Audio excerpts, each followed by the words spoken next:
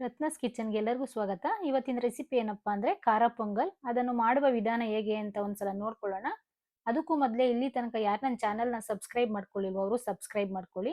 ಪೊಂಗಲ್ ಮಾಡ್ಲಿಕ್ಕೆ ಮೊದಲಿಗೆ ರೇಷನ್ ಅಕ್ಕಿ ತಗೊಂಡಿದ್ದೀನಿ, 1.5 ಲೋಟ ಅಳ್ದು ನೋಡಿ ಇಷ್ಟು ತಗೊಂಡಿದ್ದೀನಿ. ಮತ್ತೆ ಅರ್ಧ ಬೌಲ್ ಹೆಸರುಬೇಳೆ ತಗೊಂಡಿದ್ದೀನಿ. ಅದು ಸ್ವಲ್ಪ ಧೂಳು ಜಾಸ್ತಿ ಇರೋದ್ರಿಂದ ನೀಟಾಗಿ ಒಂದು 3 ಇಂದ 4 ಸಲ ಕ್ಲೀನ್ ಮಾಡ್ಕೊಬೇಕು. ನೋಡಿ ಈ ತರ. ಅಂದ್ರೆ ಇದಕ್ಕೇನು ನೀರು ಇಷ್ಟೇ ಅಂತ ಏನ್ ಹಾಕೋಬೇಕು ಅಂತಿಲ್ಲ. ಅಂದ್ರೆ ಮೀಡಿಯಂ ಆಗಿ ಹಾಕೋಬೇಕು, ಅತಿ ಕಡಿಮೆ ಮಾಡ್ಕೋಬಾರ್ದು. ಅಂದ್ರೆ ಇದು ಸ್ವಲ್ಪ ರೈಸ್ ಜಾಸ್ತಿ ಬೇಯಬೇಕಾಗಿರೋದ್ರಿಂದ ಮೀಡಿಯಂ ಆಗಿ ನೀರ್ ಹಾಕೊಬೇಕು.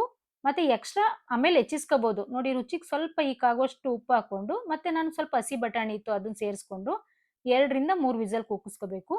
ನೋಡಿ 2 ರಿಂದ 3 ವಿಸಲ್ ಕೂಗಿದೆ.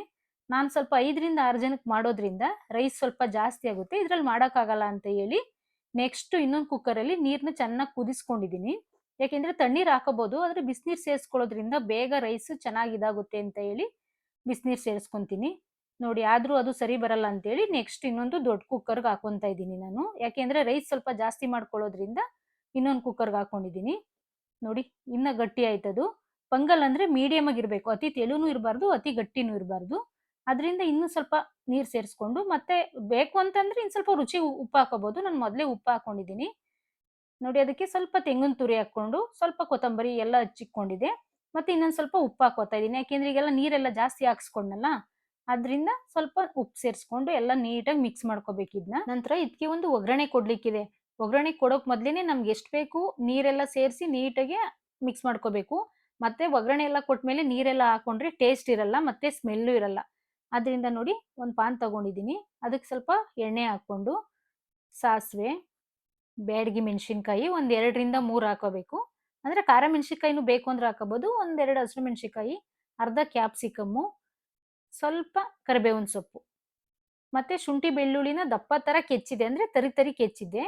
ಸ್ವಲ್ಪ ಮೆಣಸು, ಜೀರಿಗೆ ಸ್ವಲ್ಪ ಜಾಸ್ತಿನೇ ಹಾಕೋಬೇಕು ಪೊಂಗಲ್ಗೆ. ಅದೆಲ್ಲ ಸೇರಿಸ್ಕೊಂಡು ಲೋ ಫ್ಲೇಮ್ ಅಲ್ಲಿ ನೀಟಾಗಿ ಮಿಕ್ಸ್ ಮಾಡ್ಕೊಬೇಕು. ನಂತರ ಅರ್ಧ ಸ್ಪೂನ್ ಅರಿಶಿನ ಪುಡಿ ಹಾಕೊಂತ ಇದೀನಿ. ಅರಿಶಿನ ಜಾಸ್ತಿ ಹಾಕೋಬಾರ್ದು. ಮತ್ತೆ ನಮ್ಮ ಮನೇಲಿ ಸ್ವಲ್ಪ ಖಾರ ತಿನ್ನೋದ್ರಿಂದ 1.5 ಸ್ಪೂನು ಚಿಲ್ಲಿ ಪೌಡರ್ ಹಾಕೊಂಡು ಸ್ವಲ್ಪ ಹಿಂಗ್ ಹಾಕೊಂಡಿದೀನಿ.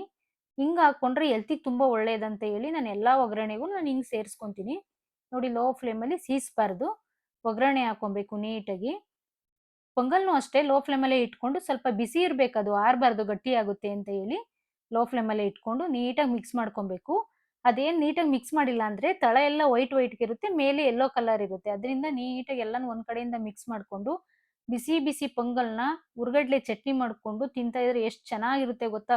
ಖಾರವಾಗಿ ಆ ಬೆಳ್ಳುಳ್ಳಿ ಶುಂಠಿ ಎಲ್ಲ ಬಾಯಿಗೆ ಸಿಗ್ತಾ ಇದ್ರೆ ತುಂಬಾ ಚೆನ್ನಾಗಿರುತ್ತೆ. ಶುಂಠಿ ಬೆಳ್ಳುಳ್ಳಿನ ಸ್ವಲ್ಪ ಜನ ಯೂಸ್ ಮಾಡಲ್ಲ. ಅಂದ್ರೆ ನಾನು ಹೆಲ್ತಿಗೆ ತುಂಬಾ ಒಳ್ಳೇದಲ್ವಾ ಶುಂಠಿ ಎಲ್ಲ, ಈ ಚಳಿ ಟೈಮಲ್ಲೆಲ್ಲ ಮಕ್ಳಿಗೆಲ್ಲ ಕಫ ಅದಕ್ಕೆಲ್ಲ ಒಳ್ಳೇದು ಅಂತ ನಾನು ಸ್ವಲ್ಪ ಜಾಸ್ತಿನೇ ಶುಂಠಿ ಯೂಸ್ ಮಾಡ್ತೀನಿ. ನಂತರ ಒಗ್ಗರಣೆ ಹಾಕೊಂಡಿದ್ನಲ್ಲ, ಅದನ್ನೆಲ್ಲ ನೀಟಾಗಿ ಮಸಾಲೆ ಇತ್ತು ಅದನ್ನ ಮತ್ತೆ ರೈಸ್ ಎಲ್ಲ ಹಾಕೊಂಡು ಕ್ಲೀನಾಗಿ ಮಿಕ್ಸ್ ಮಾಡ್ಕೊಂತ ಇದೀನಿ. ನೋಡಿ ಎಷ್ಟು ಚೆನ್ನಾಗಾಗಿದೆ ಅಂತ. ಇದ್ರ ಜೊತೆ ಹಾಕೊಂಡು ತಿಂತಾ ಇದ್ರೆ ಉರ್ಗಡ್ಲೆ ಚಟ್ನಿ ಖಾರವಾಗಿ ಮಾಡ್ಕೊಬೇಕು. ಬೆಳಿಗ್ಗೆ ಹೊತ್ತು ತುಂಬಾ ಟಿಫನಿಗೆ ಚೆನ್ನಾಗಿರುತ್ತೆ. ನೀವು ಒಂದ್ಸಲ ಮನೇಲಿ ಮಾಡ್ಕೊಂಡು ಟ್ರೈ ಮಾಡಿ. ವಿಡಿಯೋ ಇಷ್ಟ ಆದ್ರೆ ಲೈಕ್ ಮಾಡಿ. ಮತ್ತೆ ಯಾರು ನನ್ನ ಚಾನಲ್ನ ಇಲ್ಲಿ ತನಕ ಸಬ್ಸ್ಕ್ರೈಬ್ ಮಾಡ್ಕೊಳ್ಳಿಲ್ವೋ ಅವರು ಸಬ್ಸ್ಕ್ರೈಬ್ ಮಾಡ್ಕೊಳ್ಳಿ. ಸಿಗೋಣ ನೆಕ್ಸ್ಟ್ ವಿಡಿಯೋದಲ್ಲಿ.